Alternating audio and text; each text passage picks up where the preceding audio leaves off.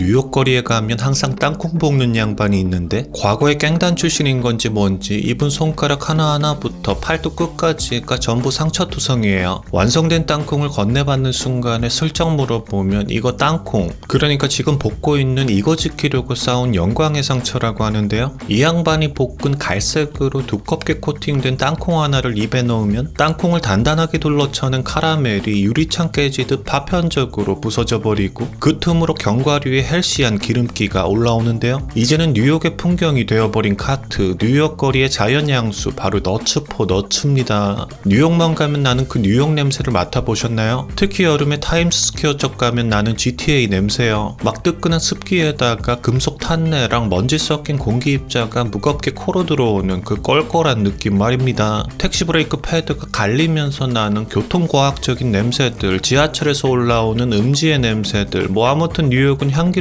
도시가 절대로 아닌데 그 매연과 뜨거운 땀 냄새 사이를 갑자기 칼처럼 뚫고 들어오는 달콤한 향이 있습니다. 와플 냄새인가 싶다가도 다가갈수록 더 달큰한 향이 나는데 어렸을 때 롯데월드 입구에서 맡던 곧 뭔가 맛있는 게 눈에 보일 것만 같은 그런 유혹적인 냄새가 나요. 솜사탕보다는 깊은데 쿠키처럼 헤비하지는 않은, 이미 코로 들어오기만 해도 그 달콤함이 공기 속에 액체처럼 풀어져서 혀에 먼저 안착하는 그런 느낌이 있는 거예요. 여기서 땅콩, 피칸, 아몬드, 캐슈넛, 코코넛 다 파는데 우리가 호두를 손으로 아작냈을 때 손끝에 남는 그 진득한 기름향이 이 너츠포너츠 주위에서는 24시간 내내 수증기처럼 막 피어납니다. 너츠포너츠가 완성되기까지는 총 15분이 걸리는데 여기에 들어가는 재료는 딱 3가지, 견과류, 설탕, 물, 이게 끝이고 나머지는 그냥 이분들 손놀림에 있습니다. 이 양반들이 얼마나 대단한 골드핑거냐면 15분 동안 단 1초도 쉬지 않고 나무 주걱으로 그 솥같은 프라이팬을 저어대면서 수분을 날려버리는데 그 덕에 일말의 눅눅함도 없는, 정말이지 공격적인 바삭함만 먹을 수 있는 거예요. 끈적끈적한 거품이 끓어오르면 볶는 것이 시작되는데 액체화된 설탕이 견과류 자체에 스며들면서 태생부터 견과류가 소지하고 있던 천연 지방과 뒤섞이는데 그렇게 견과류에서 나는 땀을 계속해서 닦아내면 그때부터 진정한 카라멜화가 시작되는 겁니다. 마치 게임 속 보석처럼 진짜 인공적으로 반짝반짝거려요. 이 고약하게도 맛있는 너츠포너츠는 1990년 알레한드로 라드에게서 시작되는데 이 양반이 아르헨티나 사람인데 뉴욕으로 유학을 와서 비자 때문에 왔다 갔다 하면서 지냈거든요. 근데 그러다가 그 비자까지 만료되어 버리고 뭐 사실 자세하게는 이 양반이 설명을 안 해주는데 아무튼 자기도 왔다 갔다 하면서 최선을 다해 계속 비자 갱신을 하다가 도저히 안 돼서 멕시코로 간 다음에 밀립국 했대요. 어두운 밤에 국경 수비대 피하느라 배도 못 타고 브로커 어깨 위에 매달린 채로 강을 건넜다는데 뭐 이 양반 본인 피셜이 그렇습니다. 아무튼 당장 밥줄이 끊겨서 굶어 죽을 판에 뉴욕에서 먼저 자리 잡고 있던 먼 친척이 주말에 아르헨티나 전통 간식인 가라피냐다라도 팔아봐라 라고 해서 카트 하나 끌고 맨하탄으로 뛰쳐나간 게 바로 이 너츠포너츠의 시작이었습니다. 근데 90년대 초 맨해튼 길바닥이 뭐 성수동 플리마켓도 아니고 여기는 완전 야생이었거든요. 유동인구는 쏟아지고 노른자 코너는 이미 한따까리 하는 노점 상인들이랑 깽단들이 꽉 치고 있었어요. 이름 없는 불체자가 굴러가는 카트 하나 끌고 그 구역에 발을 들이는 순간 경찰이 오는 게 아니라 주먹이랑 흉기가 날아오는 거예요. 이 양반의 손등과 팔뚝에 상처가 많은 것도 다 이것 때문인 거죠. 자리를 뺏으려는 다른 노점상들이나 동네 양아치들이랑 하루가 멀다 하고 육탄전을 벌였거든요. 근데 다행히 살아남을 수 있었던 게 이 양반이 엄청난 무기를 갖고 있었어요. 바로 자기 코앞에서 펄펄 끓고 있던 카라멜 견과류 팬 말입니다. 그러니까 덩치 큰 놈들이 주먹 휘두르며 다가올 때 꿀처럼 녹은 설탕이 끈적하게 엉겨붙어서 펄펄 끓는 그 프라이팬을 냅다 치켜들고 방패이자 흉기로 쓴 건데 아무렴 살갗이 한 방울만 튀어도 피부가 타들어가는 이 미친 달콤함을 누가 이길 수 있겠습니까? 그렇게 이 양반이 팬으로 뚝배기 하나씩 깨다 보니 혼자서는 이 뉴욕 바닥에서 일할 수 없겠구나 생각을 하게 됩니다. 그래서 위대하고 대단한 해인 1993년 맨해튼 32번가 교차로에서 자기랑 제일 피 터지게 싸우던 경쟁자 조지를 찾아가 동업 제안을 하는데 우리끼리 뚝배기까지 말고 힘을 합쳐서 이 거리를 다 씹어먹자 라는 제안을 해요. 그렇게 거리의 독종들을 하나씩 흡수하고 서로 물고 뜯던 양반들을 하나로 뭉쳐낸 게 바로 지금의 너츠포너츠입니다. 이후 이 양반은 합법적인 영주권과 시민권까지 따내며 연간 30만 파운드, 대략 136톤의 견과류를 팔아제끼게 됐는데요. 그러니까 우리가 마시는 500ml짜리 콜라 27만 병 정도의 무게인데 시민권자겠다. 거리도 통합하고 장사도 잘 되고 있겠다. 그냥 그대로 그렇게 순탄한 삶이 되었으면 좋았으련만 2015년 맨해튼 거리에 화염병이 날아듭니다. 길거리를 걸어가던 19살짜리 2명의 유대인 학생 앞으로 누군가 화염병을 던진 겁니다. 병이 바닥에 산산조각 나면서 길바닥에는 화염이 치솟았고 그로 인해 뉴욕이 완전히 발칵 뒤집혔어요. 안 그래도 테러에 예민한 뉴욕인데 대낮에 유대인을 콕 집고 겨냥해서 화염병 테러를 했다? 언론들은 이거 하나 물었다고 신이 나서 끔찍한 반유대주의 혐오 범죄가 발생했다 라면서 속도를 따다닥 때려댔고 뉴욕 경찰은 물론이고 FBI까지 나서서 현장 통제하고 대대적인 수사에 착수했는데요. 근데 사건의 전말을 알고 보니 이 화염병의 타겟이 유대인이 아니라 그 유대인 양반들 뒤에 있는 푸드카트 장사꾼이었던 거예요. 거창한 이념이나 테러 단체의 소행이 아니라 그냥 이 동네 푸드카트 보관소 두고 상인들끼리 밥그릇 싸움하다가 저 자식 불태워버리겠다며 작정하고 화염병을 던졌는데 하필이면 지나가던 유대인 학생들 앞에 떨어져서 이 난리가 난 거였죠. 아무튼 그 시기에는 뉴욕의 불법 무허가 노점상들이 바선생처럼 증식해서 길바닥을 점령했었고 거리에는 눈이 반쯤 풀린 스파이더맨들이 돌아다니면서 관광객들한테 사진 찍자면서 삥 뜯었습니다. 심지어 갑자기 자기 음악 좀 들어보라면서 지나가는 사람 손에 강제로 CD를 쥐어주고 돈 내라는 흑형들에다가 우통을 다 까고 바디 페인팅만 한 여성들이 여기저기에 깔려 있었죠. 거기에 매캐한 그 플랫까지 진동을 하니까 안 그래도 좁은 거리가 완전 아수라장이 된 겁니다. 당시 뉴욕시장이었던 빌드 블라지오의 책상 위로는 빡친 시민들의 민원 서류가 산더미처럼 쌓였고 언론에서는 계속해서 타임스스퀘어가 범죄로 들끓던 7, 80년대의 혼란기로 다시 회귀하고 있다라고 호들갑 떨었어요. 발등에 불이 떨어진 뉴욕시는 결국 정화작전을 하고자 뉴욕 경찰과 보건국을 총동원해서 대대적인 단속을 시작하는데 이게 그러니까 결국 여기저기서 민원이 들어오니까 경찰들이 나간 거잖아요. 경찰 입장에서는 당장 위에서 단속하라고 실적 가져오라고 하니까 해야만 하는 거고 그런데 스파이더맨들은 경찰만 뜨면 마스크니 옷이니 다 집어던지고 지하철역으로 튀어버리고 토플리스 여성들도 그냥 옷 주워 입고 골목으로 도망가 버리니까 계속 잡기가 애매해지는 겁니다. 근데 이 너츠포너츠 상인들은요 프라이팬에다가 불 피울 가스통까지 달린 카트 끌고 어디로 도망을 가겠습니까? 하지만 놀랍게도 이 양반들은 사실 꼬박꼬박 국세청에 세금 내고 시에서 발급한 영업허가증 목에 걸고 장사하는 합법적인 상인들이에요. 도망칠 곳도 없고 사실 도망칠 이유도 없는 이 묵묵한 납세자들이 결국 단속 대상이 된 겁니다. 카트 바퀴가 횡단보도 선을 밟았다. 파라솔 각도가 규정에 안 맞는다. 쓰레기통 뚜껑이 열려있다. 뭐 이런 식으로 그냥 숨만 쉬어도 수백 달러짜리 벌금 딱지를 때린 건데 세금 내고 일하는 우리들한테 왜 그러냐고 항변해봤자 소용이 없었어요. 그래도 이 양반들 주저앉지 않았습니다. 이 부조리함을 그냥 곤조로 뛰어넘었어요. 경찰 단속에 쫓기고 허가증 준 브로커들한테 삥 뜯기는 이 길거리를 벗어나 온라인 판매를 하기 시작했거든요. 물론 완전히 벗어난 건 아니고 거리에 늘 나와서 구어망드 향수를 뿜어대지만 아무튼 간에 웹사이트에서 클릭 몇 번만 하면 이 두꺼운 카라멜 코팅 견과류를 택배 박스로 받아볼 수 있게 되었습니다. 뉴욕의 매연 냄새 섞인 그 특유의 길거리 조미료는 택배에 담을 수 없겠지만 쉴 새 없이 적고저 수분을 날려버린 그 지독한 바삭함만은 택배로 받아볼 수 있게 된 거예요. 혹시 거리를 걷다가 문득 이 달콤한 향기에 발걸음을 멈추게 된다면 치열하게 살아남은 견과류 볶음을 한번 드셔보는 건 어떨까요? 안녕히 계세요.